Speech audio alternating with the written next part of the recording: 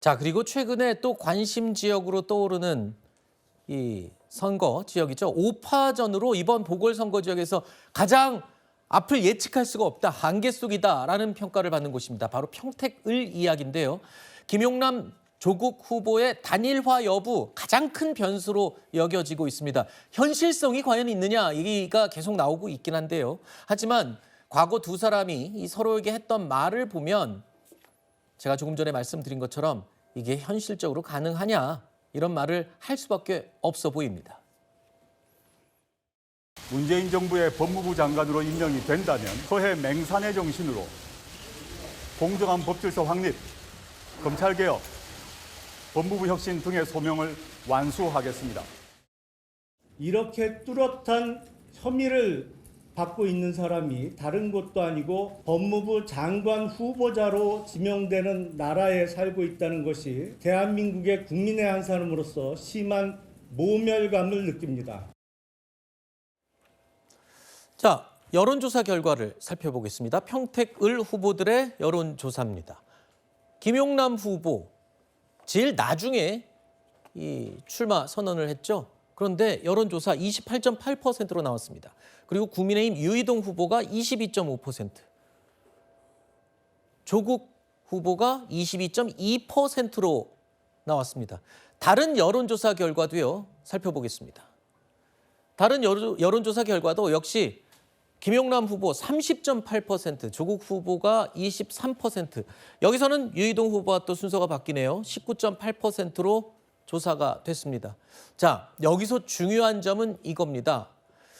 조국 대표가 단일화를 강력하게 원하고 있는데 김용남 후보 입장에서는 뭐 굳이 단일화를 해야 될 필요성이 없어지는 그런 상황이 아니냐, 이런 해석이 가능할까요? 네, 그게 가능할 겁니다. 왜냐하면 말씀하셨지만 김용남 후보는 지금 뒤늦게 뛰어들었고 또 이 네. 지역에 어떤 연고도 없어요. 원래 수원 쪽에 계속 출마를 했던 사람입니다. 그런데 첫 번째 이제 출마하겠다고 의사를 밝히자마자 나온 것이 가장 앞서 있는, 물론 이제 오차 범위의 근사치로 지금 2, 3위를 제쳤긴 하지만 그럼에도 불구하고 김용남 후보가 만약에 조국 후보한테 뒤처진다거나 하는 결과가 나왔다고 한다면 김용남 후보도 단일화를 좀 열어놓을 수 있는 여지가 있거든요. 그렇죠. 그런데 지금 가장 앞서고 있고 또 두 번째 적극 투표층에서 네. 지금 유이동 후보가 가장 낮게 나와요. 그리고 또 지금 이 적극 투표층에서도 김용남 후보가 여기서는 조국 후보보다 월등히 좀 앞서 있습니다. 아까 네. 그 그래프보다. 그러니까 김용남 후보 측은 조금 더 하면 완전하게 30%대가 될 거다. 네. 만약에 4자 대결이 되더라도 30%대를 먼저 고지를 얻으면 자신이 유리하다라고 판단할 여지가 있다는 거죠. 네.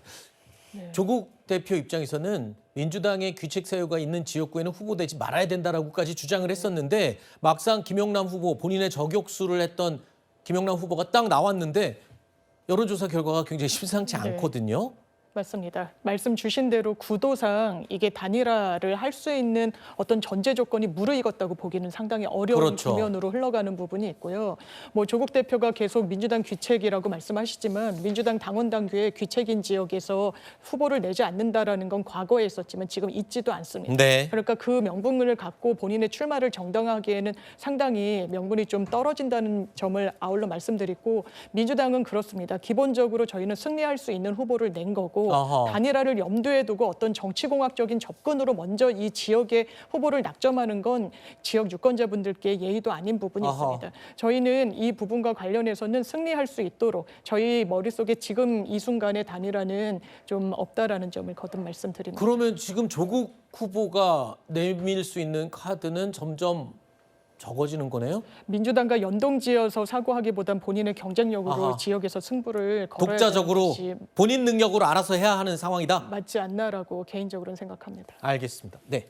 제 생각 여기서 주요 포인트가 국민의 보수 진영에서의 연대, 단일화 가능성이 좀 더 커지고 있다고 말씀드립니다. 네. 왜냐하면 이제 황교안 후보가 자유와 혁신이죠. 황교안 후보가 지금 당선될 가능성이 거의 없는 지지율을 보이고 있거든요. 네. 그렇다면 내 지지율을 보수에 보태가지고 차라리 이기는 선거를 만들자. 보수 연대에서 이기는 선거를 만들자. 이럴 가능성이 높아지는 것 같아요. 즉 1위를 하고 있는 김용남 후보는 조국 후보와 굳이 격차가 크기 때문에 굳이 단일화 필요 없지만 어차피 환경 후보는 내가 지게 뻔하고 득표율을 그냥 주기가 아까웠기 때문에 사표로 만든 아깝기 때문에 유이동 후보에게 보태주는 그런 선택할 가능성이 더 높아져 보인다 말씀드립니다. 근데 황교안 후보가 갖고 있는 전형적인 이름표가 있습니다. 하지만 부정선거 옹호론자인데 지금 안 그래도 국민의힘 개혁하고 분위기 바꾼다고 열심히 노력해서 지금 물을 빼놨는데 그렇게 합쳐질까요? 근데 지금 이 선거에서 부정선거가 쟁점이 아니고요. 아니, 물론 부정선거 그런데 얘기도 하고 있지 않기 때문에 황교안 후보가 워낙 강력한 색깔이 입혀져 있어서 네. 유권자들은 그걸 기억을 하겠지